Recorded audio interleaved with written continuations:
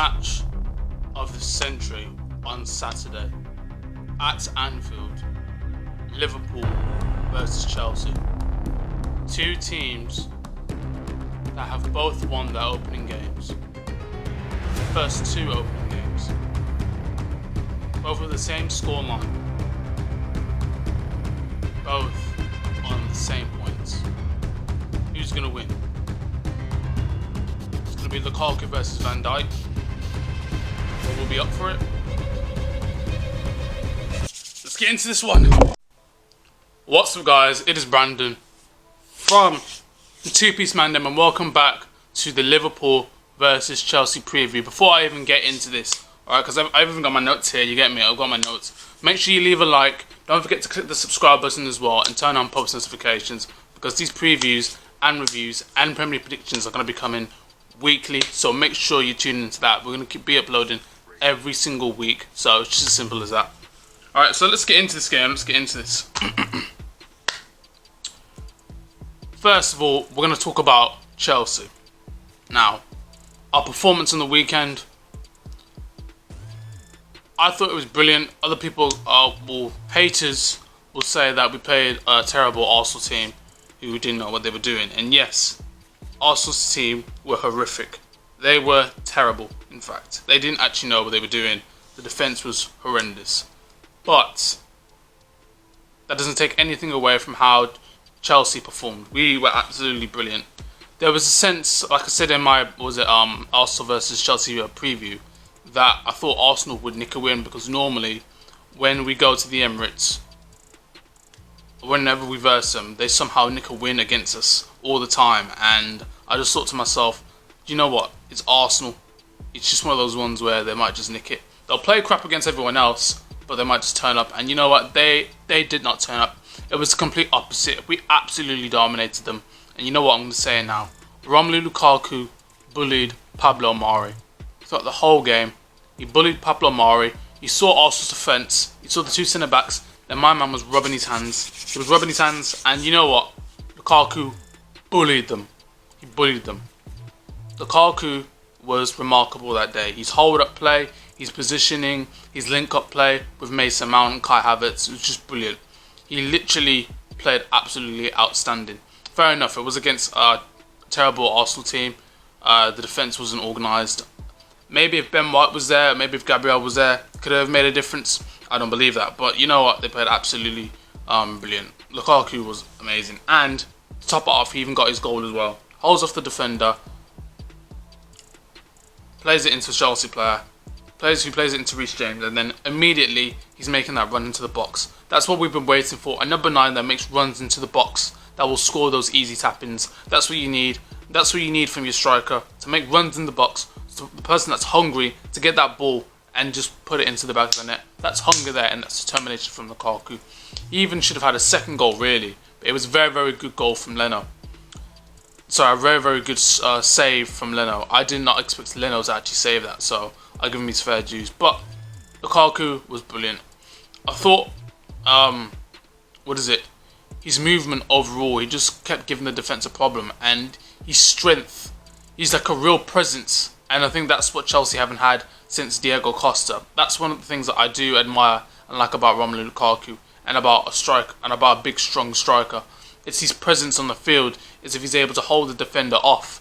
If, he's able to win those headers. If he's going to make runs into the box. That's what you like. That's what you like from your attackers. And let me tell you, Italian football has improved Romelu Lukaku tremendously. Like, he looks better, he looks sharper, he looks more leaner. He just looks better overall. And I think it feels as though he's learning from Drogba, learning from Thierry Henry, asking how these strikers became so great. I think he's just taking a page out of their book and he's just perfecting his craft, being the complete striker, being the complete number 9. And that's what you want. You want a number 9 like that. You want a man that wants to get into the box. You want a man that wants to score the tap-ins. You want a man that will be able to hold off the defenders. You want your striker to have a presence about him. And, that's what really, I think, took Arsenal off guard. That's why they struggled so much against Romelu Lukaku. They just couldn't handle his strength, his power and his speed. And you know what? It was just a remarkable performance. And then Reece James to get his goal as well. Poor marking from Kieran Tierney. But you know what? Reece James got into the box and he banged it in top bins. It was a good finish as well, because you wouldn't expect that from a right wing back, because normally he probably just go over the bar, but it was a top corner, and to even top it off, my man celebrated in front of the Arsenal fans. So you know what? Fair plays to him, fair dues. It was a good performance to worry about. But let's talk about Liverpool now. This is the real test. This is a team that can defend. They've won their last 2 games and they are currently on fire. Mohamed Salah, he's banging in goals. Diego Jota, Mane, they're back on form, and I think it's that confidence, the fact that Van Dijk is at the back again, and that's just what it is. Wing backs are pulling forward a lot more because, well, let's be honest, Van Dijk's at the back. It's a calmness about him. Yeah, so it's going to be very, very tough. And it's at Anfield as well, so you know the stadium is going to be absolutely roaring. It's going to be very, very tough, and it's going to be a hard game. I'm not going to lie, it's going to be a very, very hard game. Are they beatable? Yes. But they look very strong in the midfield, and they look very strong in defence. When I've been watching the Liverpool, especially Virgil van Dijk, who's come back, and they look like the team that won the league like 2 years ago. That's what they look like. Very, very strong at the back. Liverpool are a different kettle of fish. Like Liverpool fans have been telling me, the injuries obviously set them back. Hence the reason they weren't able to perform at their highest. I think of Virgil van Dijk back now, that's given them a lot more confidence than what they had before, and it's just as simple as that. What we really have to do is just utilise the wings a lot, and we do need to press them. We have to be on the front foot. Like how we were against Arsenal, we need to do it against Liverpool. I think we have to do a tactical press, not so much a full-on press, a tactical press, because essentially Liverpool can pass the ball out from the back. Their movement's very swift, very quick. They have players like Sadio Mane, Mohamed Salah. They'll try and get in behind the wing backs, so the wing backs really have to be on job. I think we need to have faster wing backs that have to start in that game. Yeah, it's going to be very, very tough. And you know what? I'm going to give my starting lineups. That's what I'm going to do. Alright, now this starting lineup, it's a bit of a tough one, but you know what? It's a tough one, but we'll see. Alright, in goal for Chelsea, it has to be Mendy. I mean, it's just like I don't think I need to say much about that. It has to be Mendy. Like I said in my other preview, Kepa Arrizabalaga did well, blah blah blah, everything like that. But let's be honest, Mendy's in goal. Right centre back for me has to be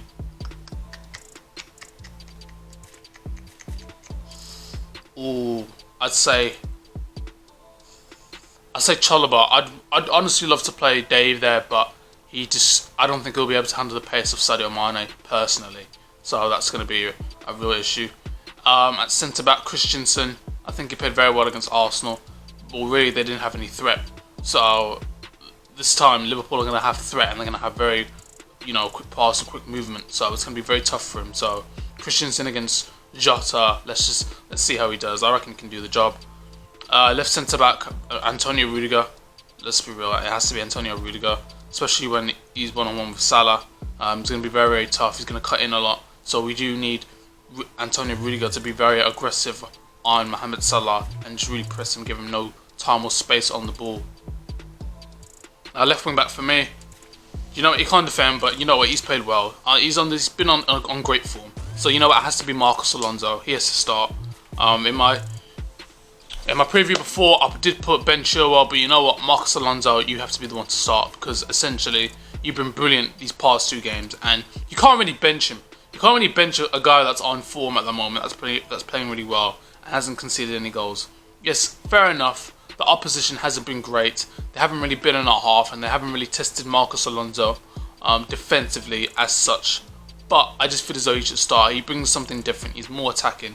The only thing is, it's just the defending. That's the only issue about it.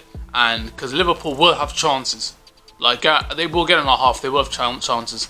Anfield will freaking cheer them on. Like it'll be a mad atmosphere there. So it's gonna be very, very tough for Chelsea. So we're just gonna see how it goes. But like I said, I'll still play Marcos Alonso because he offers that extra attacking threat. Alright, it's centre mid for me has to be Jorginho. Like without a shadow of a doubt. So I left centre mid Kovacic. He was brilliant against Arsenal yet again. He's the one that played the ball into Lukaku that laid it off into, was it Kai Havertz I think, or Mason Mount. He's been brilliant in the midfield. It's going to be very tough though. Who's going to be against in that midfield? So we do have to be on job. But like I said, when your players are on form, you can't really bench them. You know what I'm saying? So it's just one of those ones. Next to Kovacic has to be Jorginho. He was brilliant against Arsenal as well. But like I say, we versed two teams that haven't really tested us defensively. Let's just be honest. We haven't had that much defensive pressure on us. We haven't had all that pressure, if you know what I mean. It hasn't been constant pressure. It's been teams where they win the ball back, they get the ball, but then they lose it immediately, and we just dominate possession. Against Liverpool, I think we're not going to dominate as much. Like that's the feeling that I'm sensing from that. Then right wing back for me has to be Reece James because he played well against Arsenal. I mean, he even got his goal, so you can't really bench him. Let's be honest, you can't bench him. He was having a field day against Kieran Tierney. It might be probably different against Timiskas or Robertson. I think Robertson's still injured, so he's probably going to play Timiskas. It's going to be very, very different, but he played very, very well. Again, running down the flanks, you know, having all that space and just running into it, playing 1-2s, you know, tracking back as well to help out the defence. He's been brilliant. So yeah, I'll start him. Now the front three, would I change it? No, I honestly wouldn't change it. I wouldn't change the front three. So Kai Havertz at the left wing, he was brilliant. Getting into the channels, feeding Lukaku the balls, playing 1-2s as well, really picking up balls in very dangerous areas of the pitch. At right wing forward, I play Mason Mount, but obviously he's going to drop into that number 10 role, as you do know. So yeah, I play Mason Mount. He was brilliant in the game against Arsenal. Crossed the ball into Lukaku, but obviously it took a slight deflection, so it missed Lukaku's head. Mason Mount's been brilliant. I can't lie to you, he's been brilliant, especially back from international as well. He didn't even have that much of a summer break, but you know, he's actually played very, very well. But yet again, like I say, it was against an Arsenal team that didn't really, you know, put a lot of pressure on us. So against Liverpool, it's just going to be completely different, if you know what I'm saying. But we'll just see how he plays anyway. He was brilliant against Arsenal. I'm literally basing this team off form, and the man up front that has to start if we have any chance of winning this, in my opinion, because it ain't going to be no Timo freaking Werner. Let's just be freaking real. Let's just be legit. Alright, let's be legit. Let's be real. We're going to play Romelu Lukaku up front. So it's going to be Lukaku versus big man VVD Virgil van Dijk. Like that's what's going to happen. It's going to be a battle against them. Virgil van Dijk will have a lot to freaking deal with. So yeah, Lukaku has to be on form. He has to be on form. And in his last game, he scored his goal, so that gets the confidence going. You know, gets the confidence going a bit. So you know, I kind of do fancy this. I'm not gonna lie, I do fancy this a bit. As long as Lukaku's hold at play, he can just hold off Van Dijk, bring players into the game like Mason Mount, Kai Havertz, you know, overlap runs from Reece James and Marcos Alonso, then we will have a chance. But I do feel as though during the period of the first half, we will have to defend a lot, so we have to be organised, and I reckon it's just going to be very, very counter-attacking football, if I'm being brutally honest with you. I don't see us dominating Liverpool at Anfield. I see us playing very counter-attacking football, if I'm being real. Like, let's just be honest. Because Liverpool, in the last two games, they looked very, very, very, very dominant. Very dominant in their last two games. So, it's just going to be mad. It's going to be mad. And, you know what, we'll see what happens. Things that I forgot to add as well.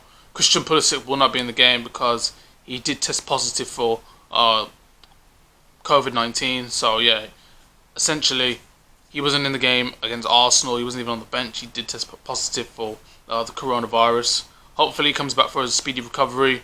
I haven't heard much update on the injured Hakim Ziyech. So, hopefully, he comes back recovered. Maybe he'll be fit for this game. Maybe he won't. Who knows? We know Kante's on the bench as well. So yeah, we got some players back in the team. So it's going to be very tough. It's going to be very, very tough. We're just going to see what happens. And you know what? I'm going to give my score prediction for this one now.